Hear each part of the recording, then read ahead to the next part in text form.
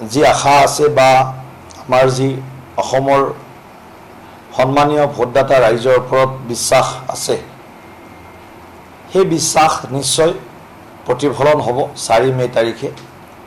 4 মে' তাৰিখে 126টা বিধানসভা সমষ্টিত NDA প্ৰচণ্ড জয়লাভ সাব্যস্ত কৰিব বুলি আমি আশাৰে বাট চাই আছোঁ।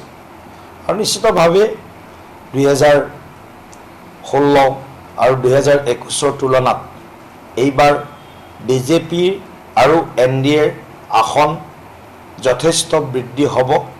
মই আজি বহুত অহংকাৰেৰে কথাটো ক'ব বিচৰা নাই, কিন্তু জনতাৰ যিটো মই মুড দেখিলোঁ, আই মাতৃ, নাৰী শক্তি, যুৱ শক্তি, জ্যেষ্ঠ নাগৰিক, SC, ST, OBC, আনকি সংখ্যালঘু কিছু অঞ্চলতো যিটো আমি দেখিলোঁ যে এইবাৰ একপক্ষীয়ভাৱে অসমৰ সজাগ সচেতন ভোটদাতা ৰাইজে এখন সুস্থিৰ চৰকাৰ, বিকশিত অসম আৰু সুৰক্ষিত অসমৰ বাবে ভোটদান কৰিছে বুলি আমি অনুমান কৰিছোঁ।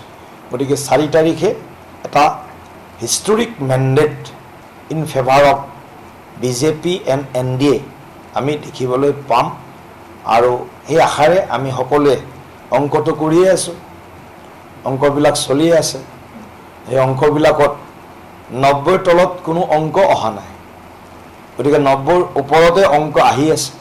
এই 90ৰ ওপৰত আমি ডাবল ডিজিটত থাকিম নে ট্ৰিপল ডিজিটলৈ যাম, এই কথাটো অসমৰ জনগণই ইতিমধ্যে ভোটাধিকাৰৰ জৰিয়তে তেওঁলোকৰ যি সিদ্ধান্ত, সেই সিদ্ধান্ত EVM-ত বন্দী কৰিছে। গতিকে আমি বহুত আশাবাদী যে এটা ঐতিহাসিক যুগান্তকাৰী ৰাইজৰ মতেৰে তৃতীয়বাৰৰ বাবে অসমত ডক্টৰ হিমন্ত বিশ্ব শৰ্মা ডাঙৰীয়াৰ নেতৃত্বত BJP NDA চৰকাৰ আমি প্ৰতিষ্ঠা কৰিবলৈ সক্ষম হ'ম।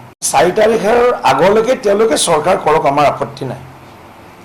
4 তাৰিখৰ ৰাতিপুৱা হয়তো 10 বজালৈকে তেওঁলোকে চৰকাৰ কৰিব, কিন্তু 10 বজাৰ পিছত নিশ্চিতভাৱে অসমত তৃতীয়বাৰৰ বাবে BJP নেতৃত্বত চৰকাৰ হোৱাটো